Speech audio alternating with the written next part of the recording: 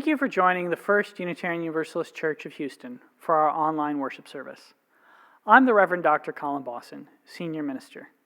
Today I'm joined by our Assistant Minister, the Reverend D. Scott Cooper, our Membership and Communications Coordinator, Alma Vizcarra, our Family Ministries Coordinator, Alex Kemig, and our Business Administrator, Tawana Grice. Through the wonders of technology, we have many musicians participating in today's service.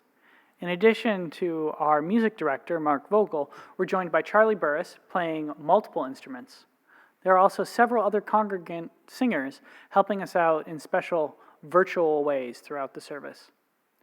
Our theme for worship this month is perseverance. My sermon is titled, The Persistence of Solitude. In it, I discuss how the pursuit of solitude can be a spiritual practice. For those of you who are with us for the first time, let me say a few words about Unitarian Universalism. We are a religious tradition that celebrates the possibility of goodness within each human heart, the transformative power of love, and the clarifying force of reason. We believe that we need not think alike to love alike. We hope that you find our worship a source of comfort and clarity, and we invite you to join us each week for as long as we remain primarily online and in person as soon as it is safe to gather again. I invite you now to hear our call to worship.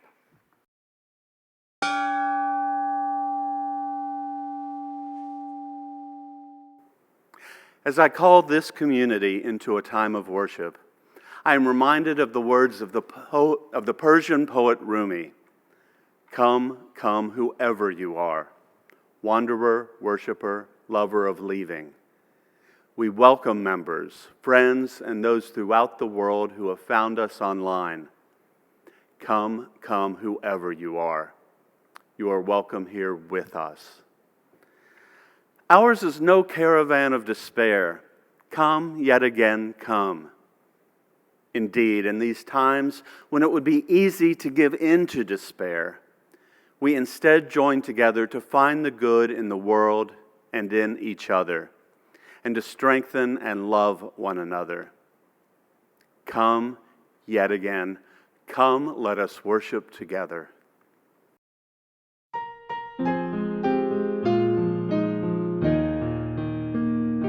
Celebremos compartiendo nuestras vidas, encendiendo esta luz.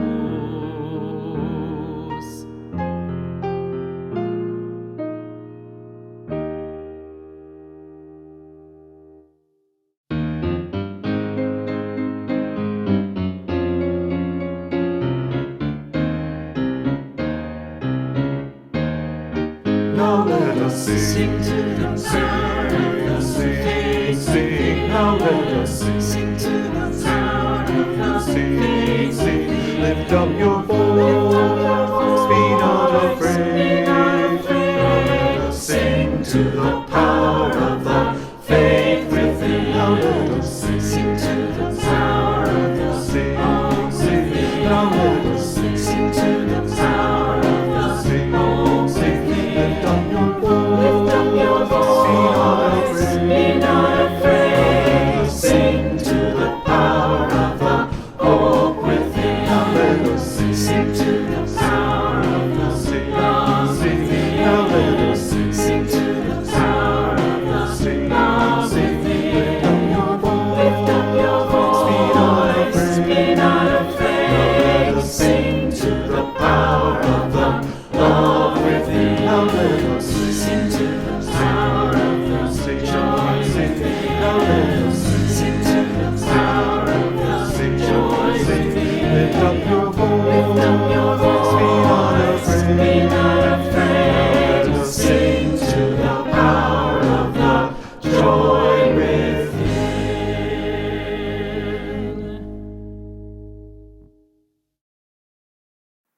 Please join me in the spirit that some call meditation and others name prayer. Make yourself comfortable. Relax. Take one deep breath and then another. Open your mind. Open your heart. Spirit of life and love, God of many names and mystery beyond all our naming, we come today still inescapably viewing our lives through the lens of the pandemic. We mourn that we cannot resume the lives we once enjoyed. We mourn for those whose lives will never be the same. We mourn that we cannot hold close those we love. We mourn those who are succumbing to this virus. The numbers continue to climb. We mourn that there are leaders unable to do what is right to preserve lives and help those in need. We ask for persistence. We ask for patience. But we are also thankful. We are thankful for those things we now appreciate. We now value those things we once took for granted. We are thankful for those in the health field working to restore wellness to those who have fallen ill. We are thankful for those who are stocking the shelves and keeping the supply chains open. We are thankful to those leaders who put human lives ahead of profits. We ask for persistence. We ask for patience. We do not ask for the strength to rebuild the world we had. We ask for the strength and wisdom to use what we have learned to build a better, more loving world. We pray in the names of all those known and unknown, present and absent, remembered and forgotten. We pray in the names of all helpers of humankind. May the congregation, absent in body, though present in spirit, say Amen. We pause now together to lift that which sits heavy and light on our hearts. We lift up Dina Stucker as she progresses through physical therapy, and Noelle McSherry, whose grandparents have passed away, and of course all those who are struggling with COVID-19. I invite you now to say the name or bring to mind those you wish to be held by the loving embrace of this religious community. They are part of the great cloud of witness and memory, and we will, even if we do not know their names, hold them in our hearts.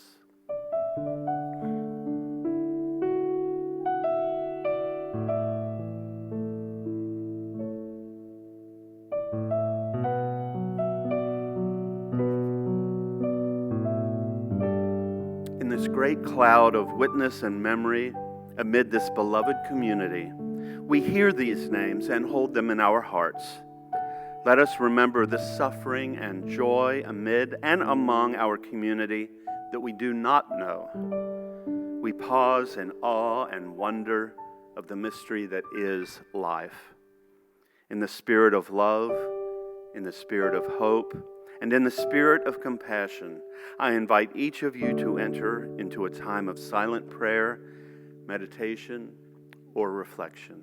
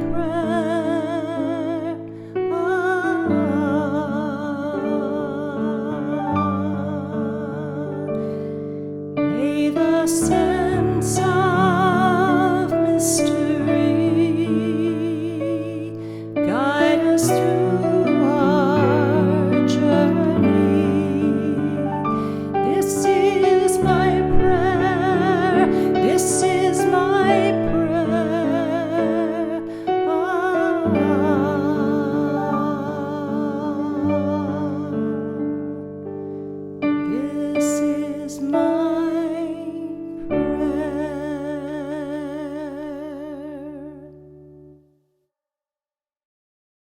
This morning's offering will go, as it did last week, to support the Community Projects Team COVID-19 Relief Fund.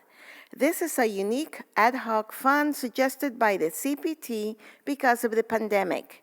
The Museum District Community Projects Team identified several nonprofit organizations that are established to administer assistance programs and with which we have long-standing relationships. As you might imagine, their resources are being stretched thin because of the crisis. The names of the 5 organizations will be listed at the end of the service. There are 3 groups that supply food and 2 that supply medical and dental services.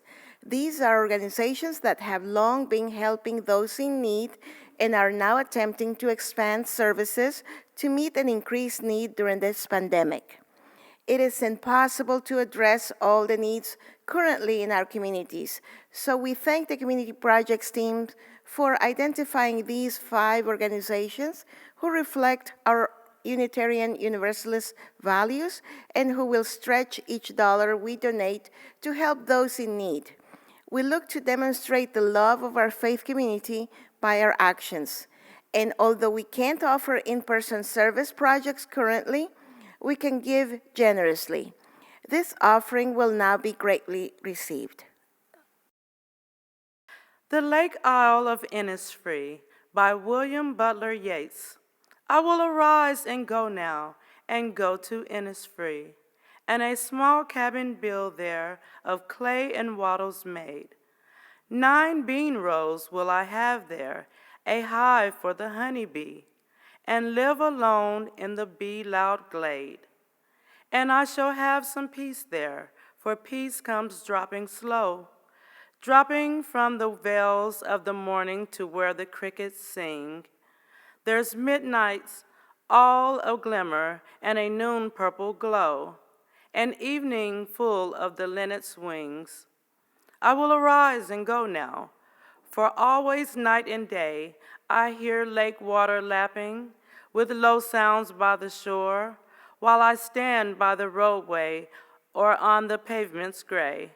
I hear it in the deep heart's core. 2 passages from the sayings of Amos and Cletica. Amos and Cletica said, "There are many who live in the mountains and behave as if they were in the town, and they are wasting their time. It is possible to be solitary in one's mind while living in a crowd, and it is possible for one who is solitary to live in the crowd of his own thoughts." She also said, "If you find yourself in a monastery, do not go to another place, for that will harm you a great deal. Just as the bird who abandons the eggs she was sitting on prevents them from hatching, so the monk or the nun grows cold and their faith dies when go from one place to another."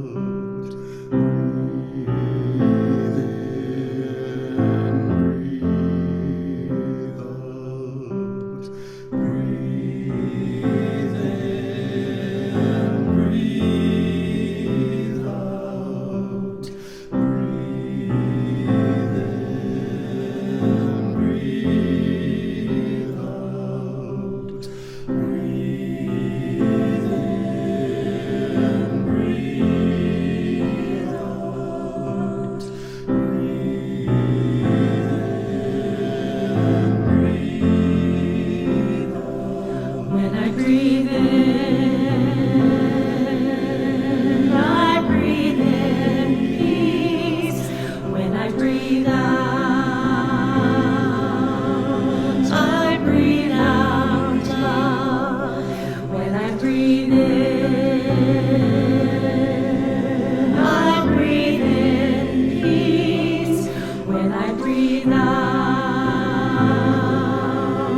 I breathe out.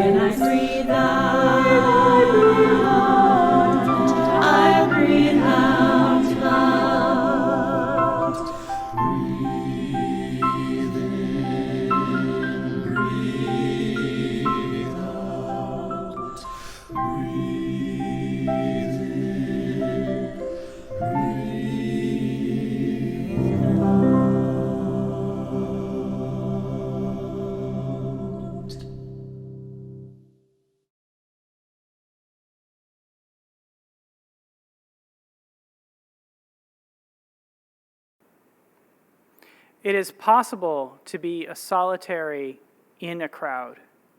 And it is possible for one who is solitary to live in a crowd of his own thoughts. I begin my sermon with these words by the early Christian desert mother, Amma Sin Letitia. They impart my central message. Solitude is a spiritual practice. It can bring us closer to whatever it is we call the sacred. The power of solitude is one our society desperately needs right now. In a little while, I'm going to talk with you about who Amma Sin Letitia was and who the desert mothers and fathers were. Their teachings might aid us when we struggle with loneliness. But first, before we get to Amma Sin Letitia and questions of loneliness and solitude, I want to speak especially to those of you who are regular members and friends of First Church. In the last couple of weeks, a number of you have contacted me or Tawana and asked when we will begin to reopen our campuses for programs and worship services. I know you are eager to see your friends again and to experience the peace of our sanctuaries. And I suspect that some of you are anxious about the future of the congregation. There are a lot of businesses and organizations that are facing bankruptcy or have already closed. And I imagine that you do not want First Church to be one of them. So let me say a few things in response to your concerns and the questions that have been brought to me or other members of the staff. First, and possibly most important, the overall financial health of First Church is good. We're not planning any layoffs now or in the upcoming fiscal year. Next week, the board and I are sending out a communication about the congregation's finances and plans for the upcoming fiscal year. Key amongst these is that through Tawana's hard work, we have received a payroll protection loan. We are about one of 400 Unitarian Universalist congregations who have received such a loan. Despite the loan, the primary source of First Church's financial health remains the dedication of all of you. Throughout this pandemic, the vast majority of our members and friends have continued to give generously to the congregation. A few of you have made special gifts in addition to your regular planned contributions. Some folks who have not even been previously affiliated with the congregation have made generous gifts. We thank you for your generosity. Your commitment to the congregation will allow it to survive and thrive into the future, just as the collective commitments of previous generations saw the congregation through the flu pandemic of 1918, the Great Depression, and World War II. Second, beyond the finances, there is the broader question of the future of the congregation. It is bright. This week we welcomed 3 new members, and I anticipate that we will have more people join our congregation in the coming months. While our online programming is not a substitute for our in-person services, it has proved to be successful. This is no doubt due to the remarkable efforts of our talented program staff. Alma, Carol, Christian, Mark, and Scott are all gifted and creative people, and the programming that they have been putting together has been exemplary. Right now, there are about 900 households engaging with us each month, a much larger figure than the number of people who regularly attend either of our campuses. This suggests our congregation might emerge stronger from the pandemic. So if you are someone who's not been part of First Church in the past, I again invite you to drop us a line. We are delighted to have you as part of our community. We hope that we will continue to be part of our community once it is safe for us to gather in person again. Third, that brings me to the proverbial elephant in the room, the question of when the congregation will reopen our doors for in-person programming. The board and I will be discussing this very matter during our meeting on Wednesday. Now, I long to worship in a full sanctuary again. I want to see your faces again. I want to join our voices in song. I want to shake your hands after I give the benediction. And I want to share a meal with you after the service has ended. But it is my belief that all such activities are dangerous right now. Now, it is possible that we might begin to reopen our campuses for limited programs at some point, but we are not ready to do so. It's my position, and the board may disagree with me, that the effort to reopen the country and the state of Texas is wildly irresponsible. At worst, it's a reflection of what I have named in the past the politics of the dead. The virus that causes COVID-19 is much more widely spread throughout the United States now than it was on March 15th. When we closed our campuses and when the county issued stay-at-home orders, there was a much lower chance of you catching the virus than there is today. If it was unsafe to have the campuses open March 15th, it is unsafe to have our campuses open today.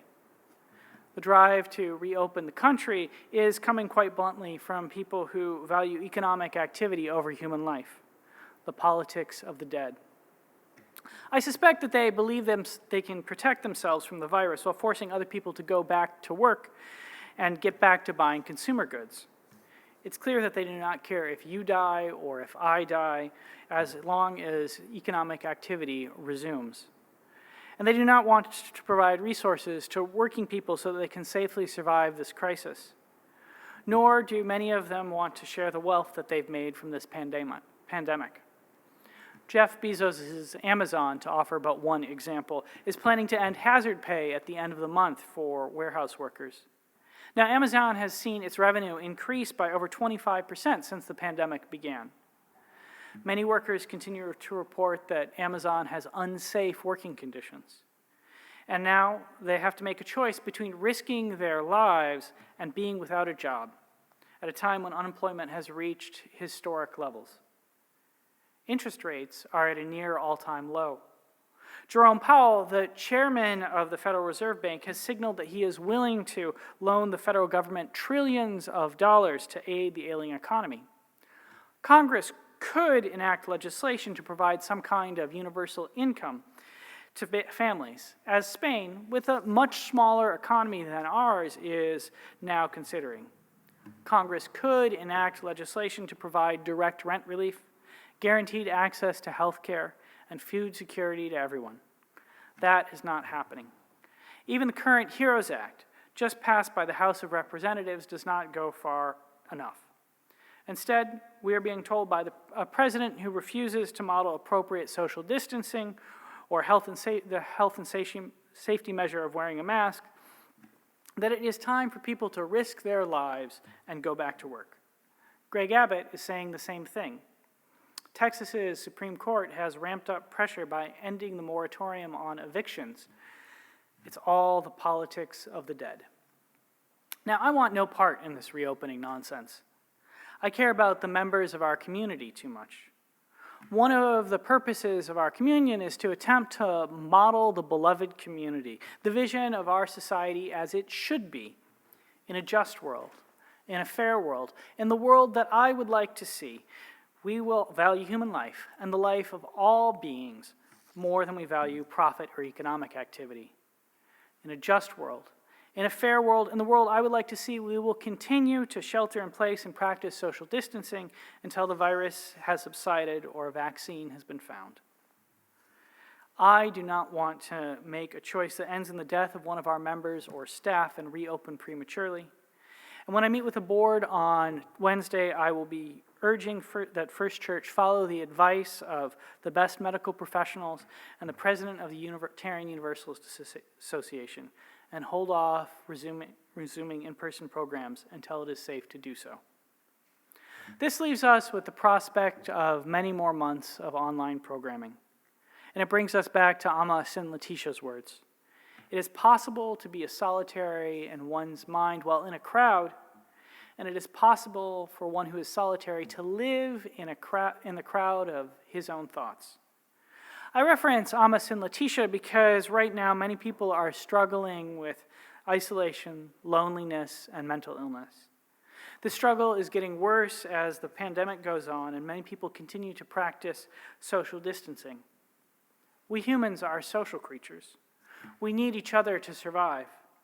Generations ago, in the gendered language of ancient Greece, Aristotle claimed, "He who is unable to live in society or who has no need because he is sufficient for himself must either be a beast or a god." Elsewhere, he argued that human beings are political by nature, by which he meant that we are creatures that live in communities. Most of my favorite philosophers and theologians make similar points. Martin Buber claimed that we will only come to know ourselves through others, writing, "I require a you to become. Becoming I say you." Martha Nussbaum counts membership and good activity in a community as among the cherished human goods. Martin Luther King said, "At the heart of all that civilization has meant and developed is community." Dorothy Day wrote, "We have all known the long loneliness, and we have learned that the only solution is love, and that love comes from community." Friedrich Schleiermacher, well, actually, I think you get the point. We are social creatures. We need each other to survive. And right now, health and safety measures require us to practice social distancing.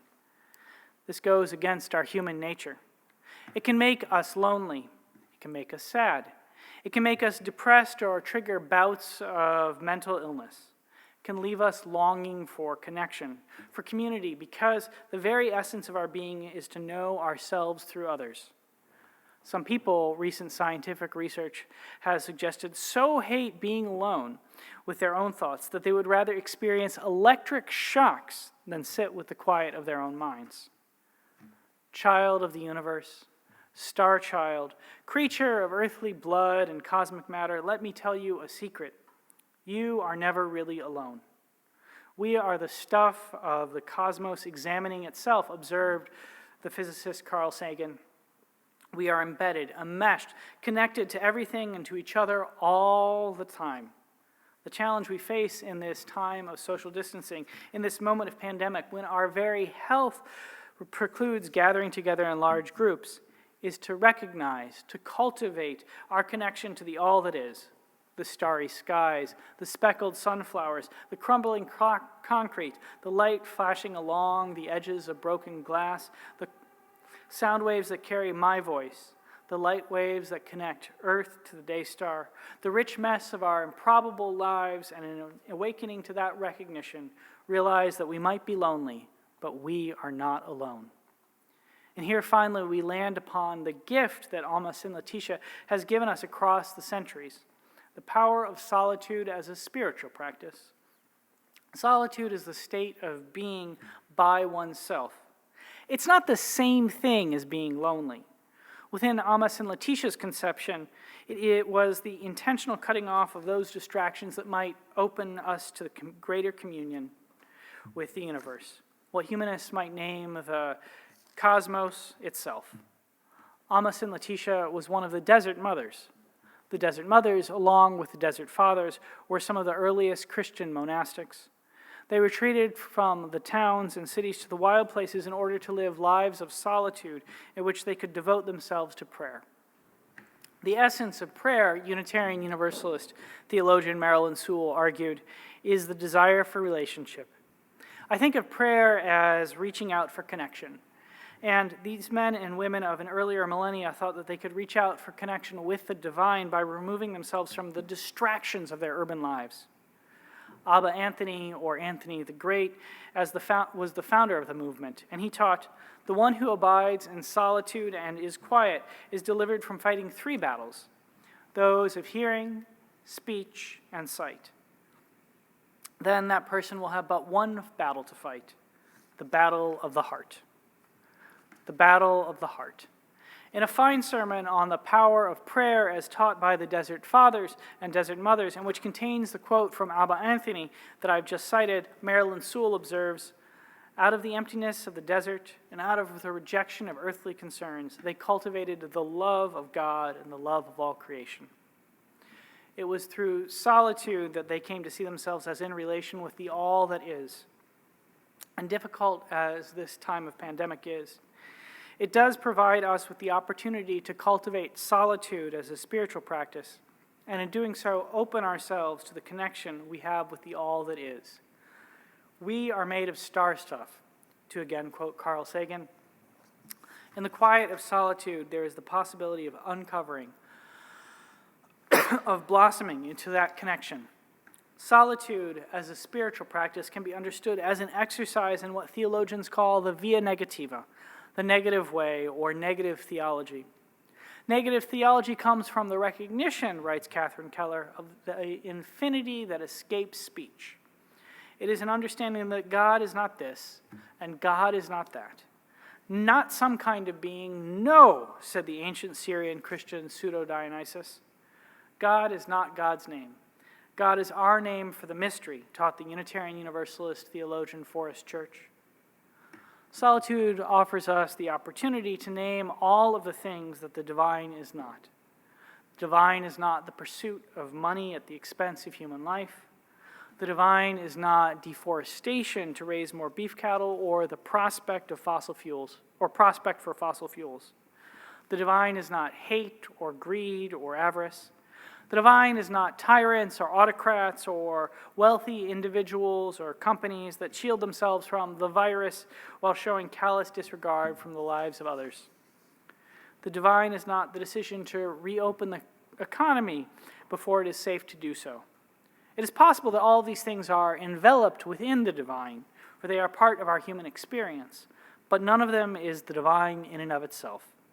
To worship them, and many do, is to practice idolatry, to elevate false idols, to choose the politics of the dead over the politics of the living. The via negativa, solitude, helps us understand what God is not. It can be a hard path. Remember those who chose electric shocks over the silence of their own minds, but it is a rewarding one. Silence is all we dread. There's ransom of voice, but silence is infinity, wrote Emily Dickinson. Solitude does not offer easy grace, but it does provide rich reward, the prospect of infinity. In desert caves, through self-deprivation, through the via negativa, men and women like Amos and Letitia sought it out. Amos and Letitia, who, like so many ancient figures, might actually be a composite of many people, was one of the leaders of this movement. She's thought to have come from a wealthy family in Syria in the 4th and 5th centuries of the Common Era. She gave up her family's wealth to retreat to the desert, to be part of a community who often lived in silence and isolation for great periods of time. In the desert she prayed, sought communion with the divine through solitude. And that she found some of what she was looking for is attested to in the words attributed to her that have gone down to us through the centuries.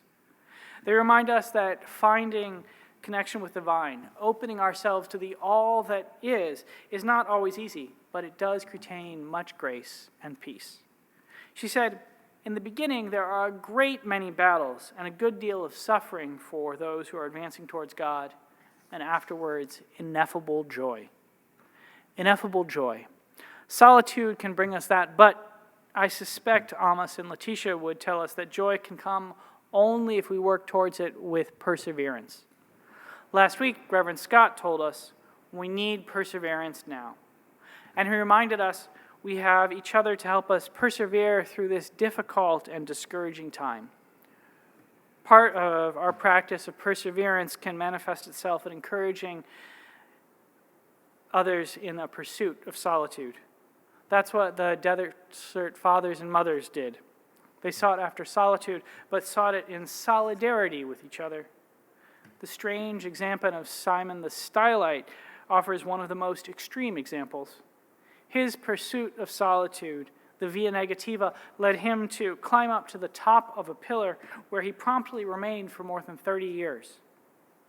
He was alone on his pillar, but he was never truly alone.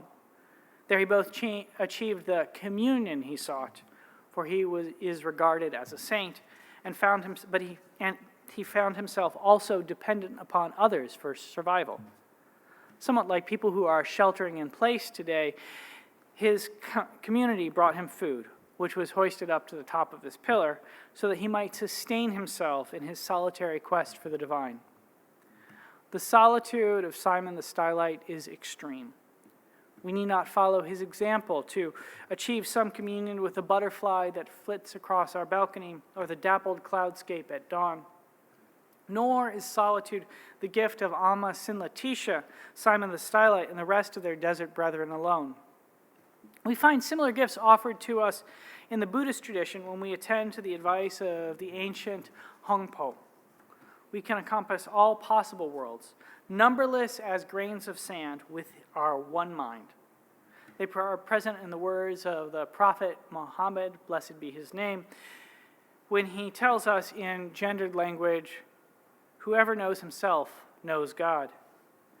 And they are present in the words of our soon-to-be closing hymn, find a stillness, hold a stillness, let the stillness carry me.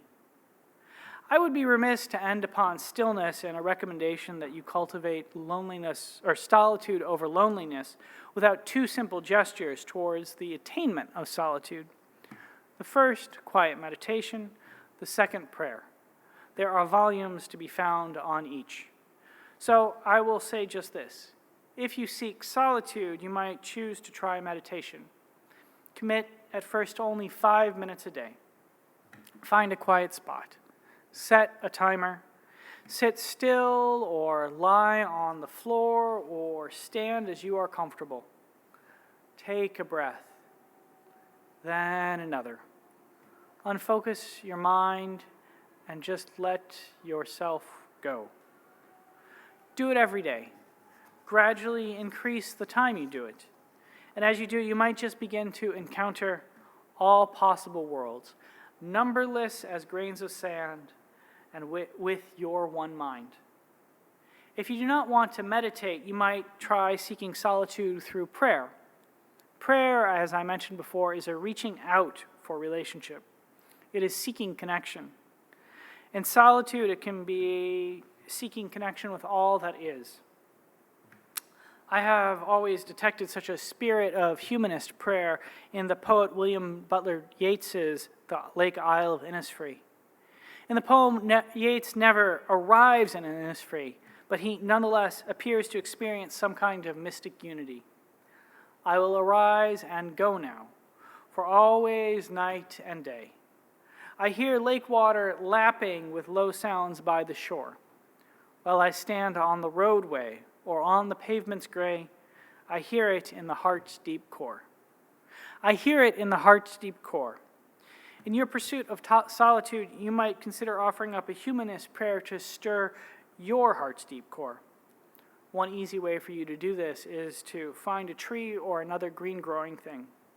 Place your hand upon it and say, I am a child of the universe. I am made of the things that stars are made of. This tree that I now touch is made of the things that stars are made of. We are made of the things that stars are made of. We share common matter. We are blessed by common light. We are connected. I am not alone. I am connected to this tree. I am connected to all things. I am a child of the universe. In the hopes that we might persevere in a pursuit of a connection with all that is, through the practice of solitude, during this time of isolation and social distancing, when our buildings remain closed so that we might remain safe, I invite the congregation, absent in body but present in spirit, to say Amen.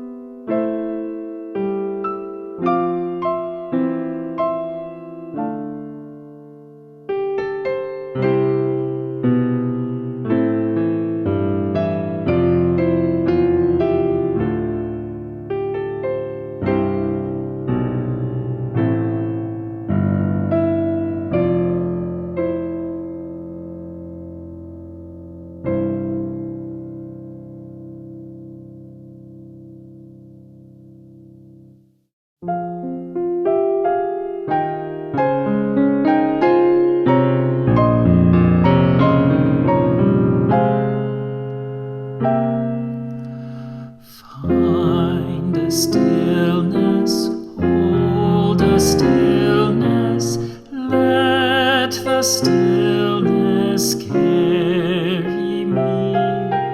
Find the silence, hold the silence. minds. Let the silence carry me in the Spirit, by the Spirit, with the Spirit giving power, I will find true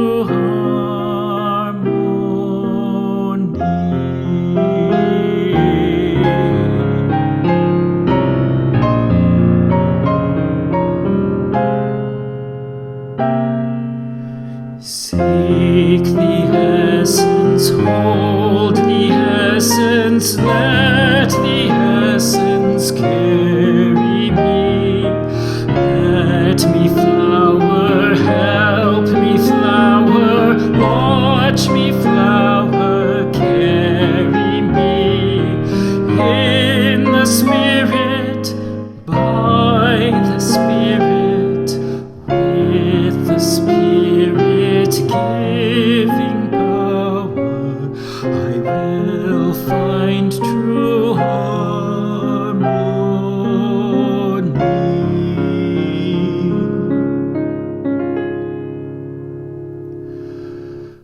I will find true harmony.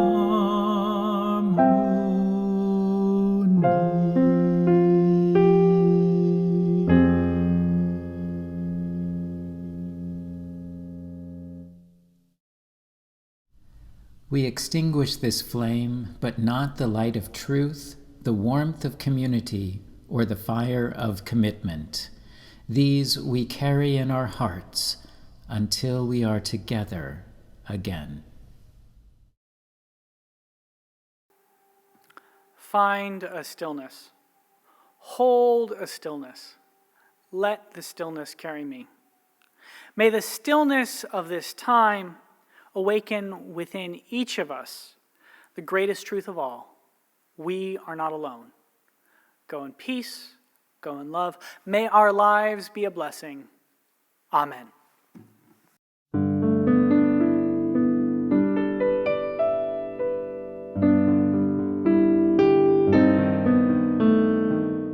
While our church as buildings is closed, our church as people is still meeting, but now online. There are weekly and monthly offerings to keep you connected and engaged with our community.